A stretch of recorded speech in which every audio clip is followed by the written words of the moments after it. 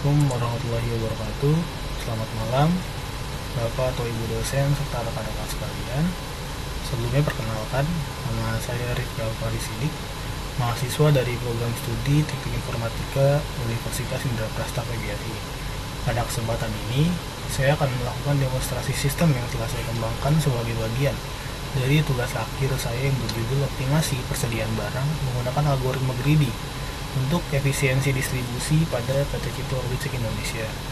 Sistem yang saya buat adalah sistem manajemen order dan optimasi persediaan barang menggunakan algoritma greedy dengan tujuan untuk membantu pihak manajemen dalam mengambil keputusan untuk melakukan pemesanan barang kepada supplier secara optimal.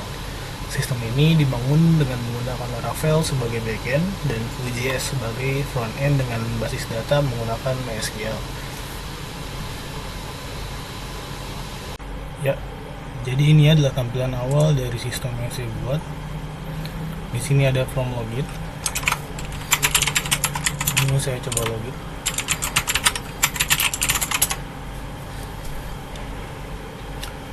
Ini adalah tampilan awal. Di sini kita mempunyai dashboard yang berisi tentang apa aja sih pending dari inbound yang ada, totalnya berapa, terus ini ada berapa pending order.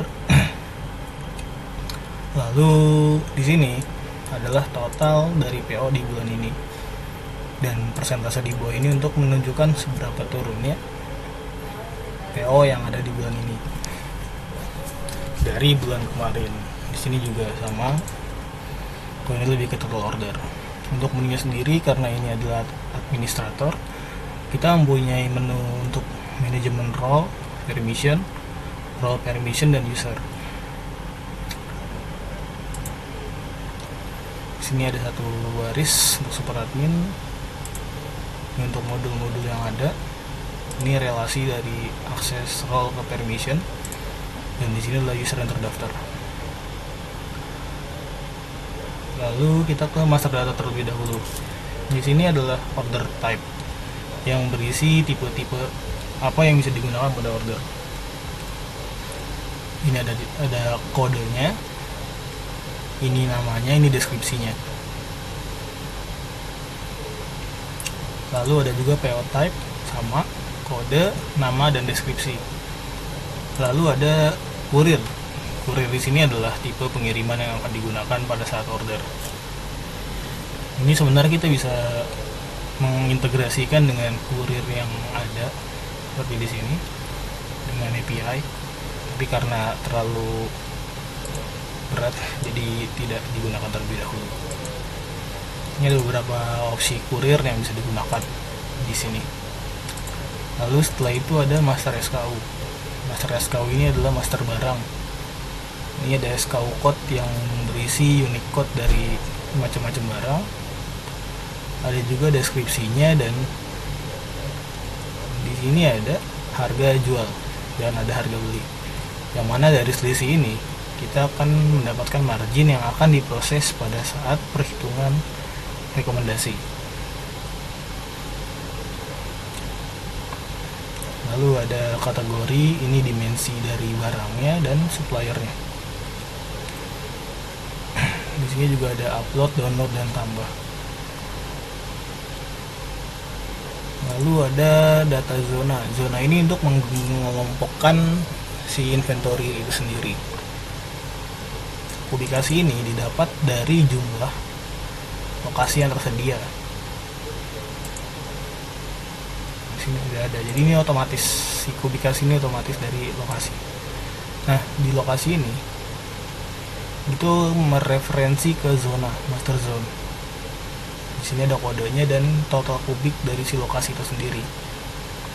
Ini digunakan untuk melihat apakah produk yang disimpan dalam lokasi ini sudah penuh atau enggak, atau masih available atau enggak.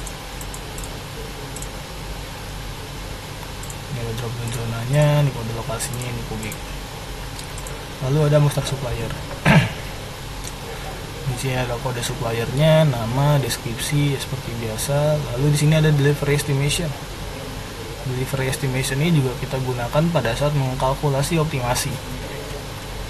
Lalu ada order cost. Order cost ini dimaksud untuk harga pengiriman satu kali kirim dari si supplier ini sendiri, karena mungkin bisa berbeda-beda tergantung jarak dan jenis barang yang ada ya. Untuk form tambahnya, oke, lalu kita masuk ke inventory dulu, penyimpanan. Jadi pada saat kita masuk ke menu inventory, di sini sudah di summary, sudah dijumlahkan dari tiap-tiap lokasi, karena data kita di inventory itu adalah tiap-tiap lokasi. Di sini ada menu button download. Kita mempunyai dua report download, yaitu Excel dan PDF. Kita coba download. Nah, ini adalah bentuk report dari laporan stoknya. Ini ada tanda tangan, ini totalnya, kuantitinya ada berapa dari semua barang yang di ini ya. Lalu di sini ada quantity available. Quantity available itu adalah quantity yang bisa digunakan pada saat proses order. Jadi ini adalah hasil pengurangan dari quantity on hand, dan quantity on hand dikurang quantity hold dan bucket. Quantity bucket ini adalah quantity yang sudah dipotong order namun belum selesai ordernya, jadi masih ngegantung. Quantity bucket akan hilang setelah order itu selesai masuk ke pengiriman. Quantity hold ini adalah quantity ditahan. Jadi misalkan ada barang-barang rusak yang tidak boleh terkena order, nah itu akan masuk ke quantity on hold. Lalu di sini ada tombol detail yang berisi detail dari lokasinya itu sendiri. Misalkan ini makanan kucing, itu tersedia di lokasi ini, ada di zona D, zona C, dan zona B. Di zona D ada 65 ya, seperti itu. Untuk penjelasan ini sama seperti sebelumnya. Setelah dari sini kita masuk ke menu order. Di menu order sendiri kita ada beberapa field, yaitu tipe order number, kurir, AWB. AWB ini adalah nomor tracking dari kurir. Lalu ada shipping amount. Shipping amount ini sebenarnya bisa kita dapatkan dari API kurir, namun karena di sini tidak terintegrasi, jadi kita set defaultnya 0 dan ini nggak wajib. Lalu ada filter untuk milih order date, tanggal ordernya, dari range berapa ke berapa. Lalu ada juga due date. Due date ini adalah tanggal batas terakhir pemrosesan order. Lalu ada status. Untuk order sendiri ada beberapa status, yaitu draft. Draft ini adalah order yang masih bisa diedit tapi belum di submit. Lalu ada new. New adalah order yang telah disubmit dan bisa diproses. Packing adalah order yang sedang diproses. Packing complete adalah order yang selesai diproses namun belum dikirim. Untuk shipped adalah order yang sedang dikirim oleh kurir. Delivered adalah order yang sudah selesai dikirim oleh kurir dan sudah diterima oleh pembeli. Ada juga cancel, yang berarti adalah order itu di cancel. Lalu ada nama penerima, total ordernya, ada status paymentnya juga, dan tanggal dibuat. Inilah waktu tanggal order ini dibuat. Lalu untuk detailnya adalah seperti ini. Di sini kita ada status ya, di sini status, lalu ada tracking juga. Di sini untuk mendownload data pengiriman, report pengirimannya, tampilannya seperti ini. Jadi foto penjualan, ini nama pengirim, dari siapa ke nama penerima, lalu menggunakan kurir JNES. Ini adalah detail dari barang yang dikirim dengan total 19 juta rupiah dan tak 1 juta. Kemudian dia di sini, ini harganya, ini summary dari harga.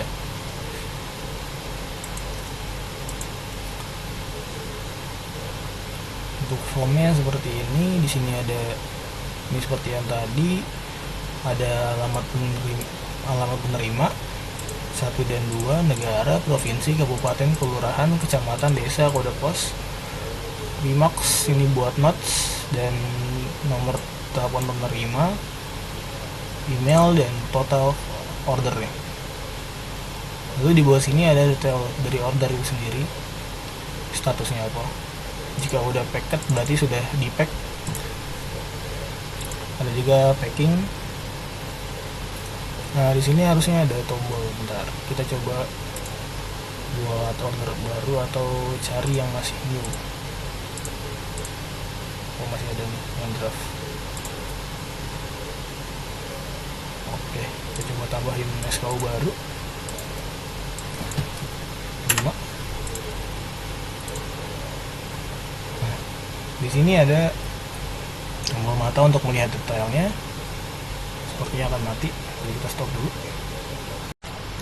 Ya, kita lihat di sini ada order draft. Lalu kita submit. Order yang sudah disubmit itu tidak akan bisa diubah kecuali dia melakukan retract order. Di sini ada retract order, tracking, dan shipment PDF. Shipment PDF sudah saya jelaskan tadi. Lalu di sini kita bisa melakukan proses pack order. Sini kita masukkan 6 quantity. Ya.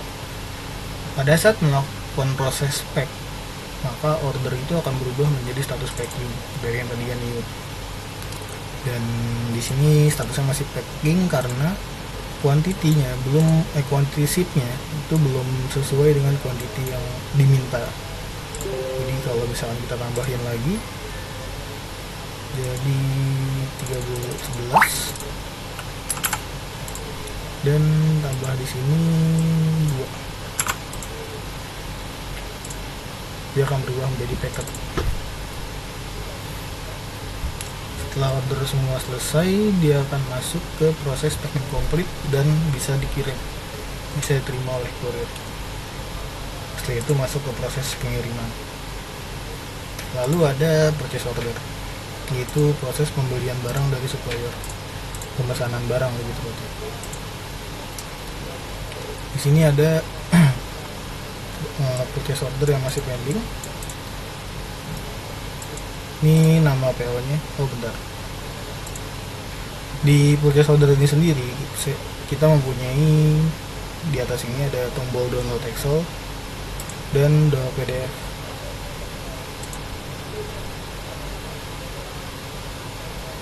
Seperti terlalu berat.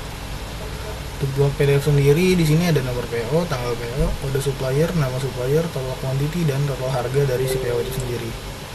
Ada pemesanan lebih tepatnya. Atau ada berapa? Lalu terakhir data tangan, dan di sini ada juga total quantity yang dipesan secara di reportnya dan harga total itu berapa untuk yang PDF. Untuk penambahan data di sini ada masukin nomor referensi dari si PO itu sendiri. Lalu ada tipe PO. Tipe PO ini kita gunakan untuk membeda-bedakan PO ini digunakan untuk apa. Karena ada PO normal yaitu yang biasa. Ada juga retur, regular retur, transfer, atau cancel. Cancel ini maksudnya adalah order yang di cancel dan sudah proses pack itu akan masuk ke PO tipe cancel SO. Ini list suppliernya. Ini buat tanggal dari pemesanannya, tanggal berapa, dan ini estimasi supplier sampai pada gudang. Nah, origin ini akan keisi setelah supplier itu dipilih. Jadi ini adalah alamat dari supplier itu sendiri. Karena masih ada inbound yang belum selesai, mari kita gunakan itu saja. Di sini akan terlihat ada PO number, PO type, supplier, PO date. Ini data yang tadi. Ada juga PO amount. PO amount adalah total summary dari data di sini. Itu adalah quantity dikali price. Lalu di summary by detailnya. Keluarlah PO amount. Ini dari received amount yang akan terisi setelah ada barang yang kita proses terima. contoh di sini. Nah, di sini kita memilih zonanya dulu nih untuk lokasi barang ini ada di mana, mau kita tempatkan di mana. Misal di zona D dan lokasinya lokasi ini. Lalu quantity receive-nya ada 10. Simpan. Nah, di sini akan terisi otomatis. Jadi quantity receive berapa, amount receive berapa, tanggal diterimanya kapan. Lalu setelah kita melakukan proses receiving, maka status PO-nya itu sendiri akan berubah menjadi receiving. Dan di tracking juga akan terlihat kalau ada proses receiving di sini. Ini SKU-nya apa, yang diterima berapa, lokasinya berapa, di lokasi mana. Kalau kita coba kita selesaikan semuanya.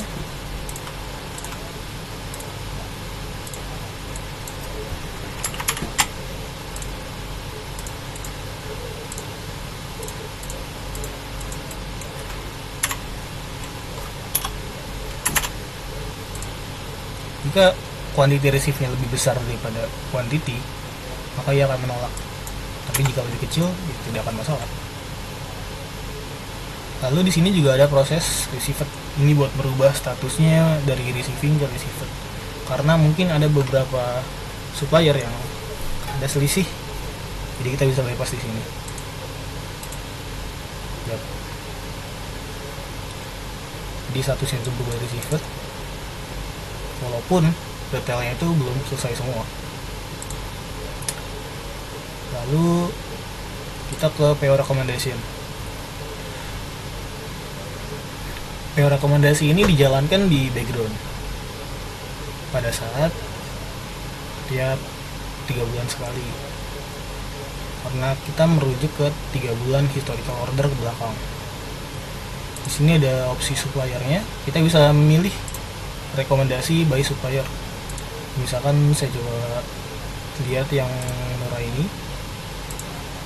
Nah, di sini dari historical order yang sudah diproses di 3 bulan ke belakang, ini adalah quantity available, quantity on hand, quantity ini total order yang ada pada saat periode 3 bulan ke belakang itu. Lalu di sini adalah rata-rata harian order itu sendiri. Lalu ada quantity yang direkomendasiin untuk di proses inbound. Nah, ini adalah scoring untuk kalkulasi di belakang. Jadi di tiap kalkulasi ini kita berikan skor terhadap SKW ini sendiri. Semakin tinggi skornya maka akan semakin direkomendasikan.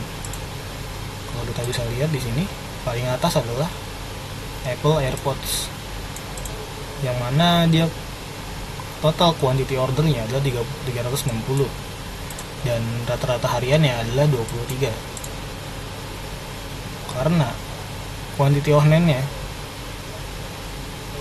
hampir bisa dibilang cukup tipis ya dari rata-rata hariannya, maka dari sistem akan merekomendasikan 502 piece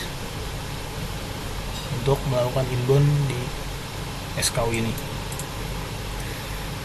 dengan skor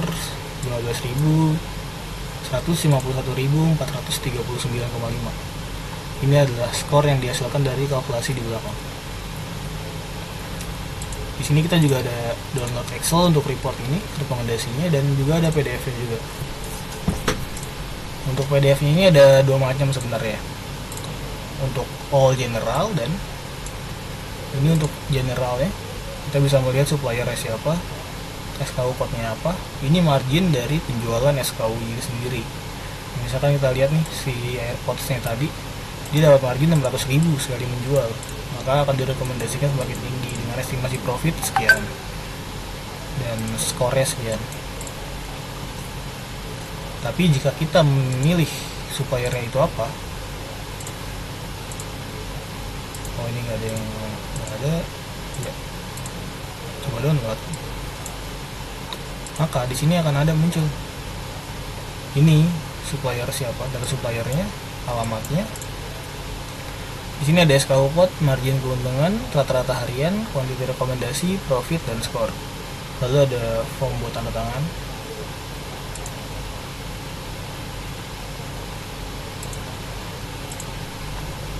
Mungkin cukup sekian demo aplikasi saya, kurang lebihnya saya mohon maaf.